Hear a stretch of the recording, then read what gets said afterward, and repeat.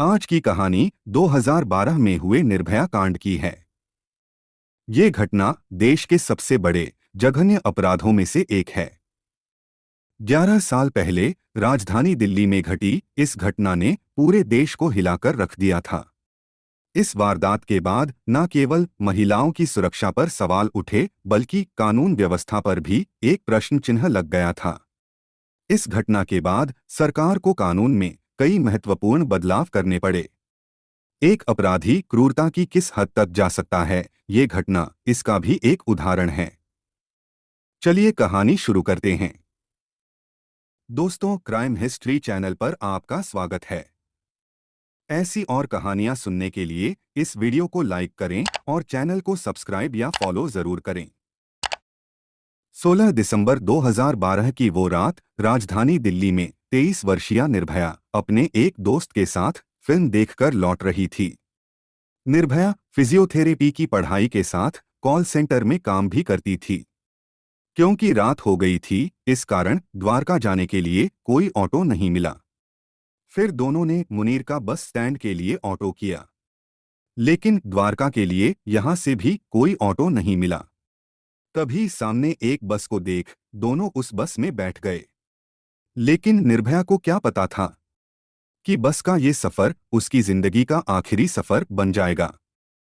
बस में 6 लड़के पहले से ही बैठे हुए थे। कुछ देर बाद वे लड़के इन दोनों से बदतमीजी करने लगे। उसके बाद जो कुछ हुआ उसने देश को शर्मसार कर दिया। उन लड़कों ने पहले दोनों के साथ मारपीट की। उसके बाद निर्भया को बस की पीछे वाली सीट पर ले गए, फिर एक एक कर उसके साथ बलात्कार किया।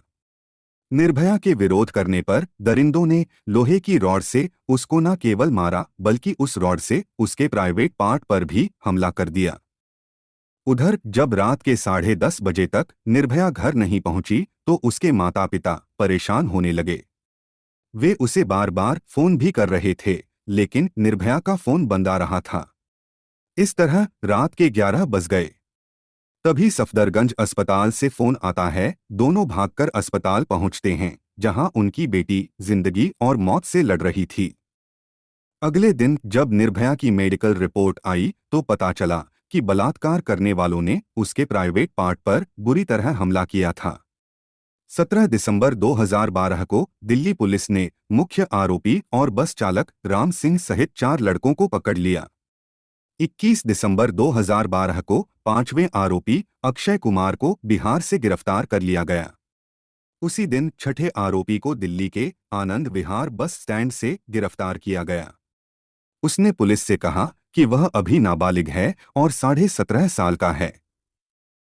अस्पताल में जिंदगी और मौत से लड़ रही निर्भया की हेल्थ में 10 दिन बाद भी कोई सुधार नहीं दिख रहा था। इस बीच मीडिया लगातार इस मामले की कवरेज कर रहा था। 27 दिसंबर को तत्कालीन मनमोहन सिंह सरकार ने निर्भया को इलाज के लिए सिंगापुर भेज दिया। लेकिन 2 दिन बाद ही 29 दिसंबर को निर्भया ने दम तोड़ दिया। इसके बाद पूरे देश में विरोध प्रदर्शन होने लगे। निर्भया के दोषियों को जल्द से जल्द सजा दिलाने की मांग होने लगी। जनता का गुस्सा देख तत्कालीन मनमोहन सरकार ने पूर्व सीजेआई के नेतृत्व में 3 लोगों की एक टीम का गठन कर दिया। इस टीम ने 1 महीने बाद अपनी रिपोर्ट सरकार को सौंप दी। फिर इसी रिपोर्ट के आधार पर नया कानून बनाया गया, जिसमें बलात्कार की सजा को 7 साल से बढ़ाकर उम्र कैद कर दिया गया। इस बीच घटना के 16 दिन बाद 3 जनवरी 2013 को दिल्ली पुलिस ने अदालत में चार्जशीट दाखिल की। बुरी तरह घायल निर्भया ने बड़ी हिम्मत के साथ अपना बयान पुलिस को दिया था। निर्भया की इस हिम्मत के कारण ही मीडिया ने उसे निर्भया नाम दिया। केस में तेजी से सुनवाई हो, इसलिए दिल्ली हाई कोर्ट ने 23 दिसंबर को स्पेशल फास्ट ट्रैक कोर्ट का गठन किया। 3 महीने बाद मार्च 2013 में मुख्य आरोपी राम सिंह ने तिहाड़ जेल में ही आत्महत्या कर ली। वहीं अगस्त 2013 में जुवेनाइल कोर्ट ने नाबालिग आरोपी को 3 साल के लिए बाल सुधार गृह में भेज दिया, जिसका काफी विरोध भी हुआ।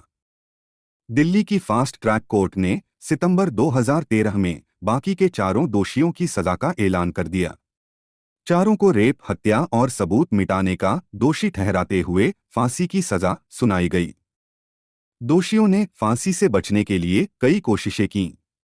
पहले हाई कोर्ट गए, फिर सुप्रीम कोर्ट गए। जब सुप्रीम कोर्ट ने भी सजा कम नहीं की, तो राष्ट्रपति से दया याचिका लगाई गई, लेकिन राष्ट्रपति ने दया याचिका खारिज कर दी। 20 मार्च 2020 को चारों को फांसी दे दी गई। इस पूरे घटनाक्रम में निर्भया की मां आशा देवी ने बहुत हिम्मत से इस लड़ाई को लड़ा। जटिल कानूनी प्रक्रियाओं के कारण उन्हें न्याय पाने के लिए 7 साल से अधिक लंबे समय का इंतजार करना पड़ा, लेकिन दोषियों को फांसी मिलने तक वह बड़ी ही बहादुरी से इस लड़ाई को लड़ती रहीं। दोस्तों, अक्टूबर 2019 में वरिष्ठ पत्रकार अजीत अंजुम ने निर्भया के दोस्त को लेकर एक बड़ा दावा किया था। इस चौंकाने वाले दावे में बताया गया कि निर्भया के दोस्त ने टीवी चैनलों पर इंटरव्यू देने के बदले हजारों रुपए लिए। आगे अजीत अंजुम ने कहा, यह घटना सितंबर 2013 की है। निर्भया रेप केस के आरोपियों को फास्ट ट्रैक कोर्ट ने फांसी की सजा सुनाई थी। सभी चैनलों पर निर्भया को लेकर लगातार कवरेज चल रही थी। वहीं निर्भया का दोस्त कुछ चैनलों पर उस जघन्य घटना की कहानी सुना रहा था। जब पत्रकार ने अपने संवाददाताओं से निर्भया के दोस्त को साक्षात्कार के लिए अपने चैनल पर बुलाने के लिए कहा, तो उन्हें बताया गया कि वह टीवी चैनल पर आने के लिए पैसे की मांग कर रहा है। फिर अजीत अंजुम ने उसका स्टिंग ऑपरेशन भी किया था। पकड़े जाने पर निर्भया के दोस्त ने माफी मांग ली। अजीत अंजुम ने यह भी कहा कि उन्होंने उस समय स्टिंग का खुलासा पहले इसलिए नहीं किया था क्योंकि उन्हें लगा कि आरोपियों के वकील इसका फायदा उठाने की कोशिश करेंगे। दोस्तों, आज 11 साल बाद भी महिलाओं की सुरक्षा को लेकर हमें कोई विशेष सुधार दिखाई नहीं देता है। हर साल पूरे देश में हजारों रेप की घटनाएं होती हैं। NCRB यानी नेशनल क्राइम रिकॉर्ड ब्यूरो की रिपोर्ट के अनुसार प्रतिदिन 80 से अधिक महिलाएं बलात्कार का शिकार होती हैं। लेकिन एक साल में 100 में से केवल 28 अपराधियों को ही सजा हो पाती है। यह केवल कानून व्यवस्था की हार नहीं है, यह समाज की भी हार है। हमें भी अपने स्तर पर एक बेहतर समाज को बनाने पर ध्यान देना चाहिए। शायद हम मिलकर ही समाज से इस बुराई को खत्म कर सकें। इस कहानी में इतना ही, फिर मिलते हैं एक और नई कहानी के साथ। धन्यवाद। जय हिंद।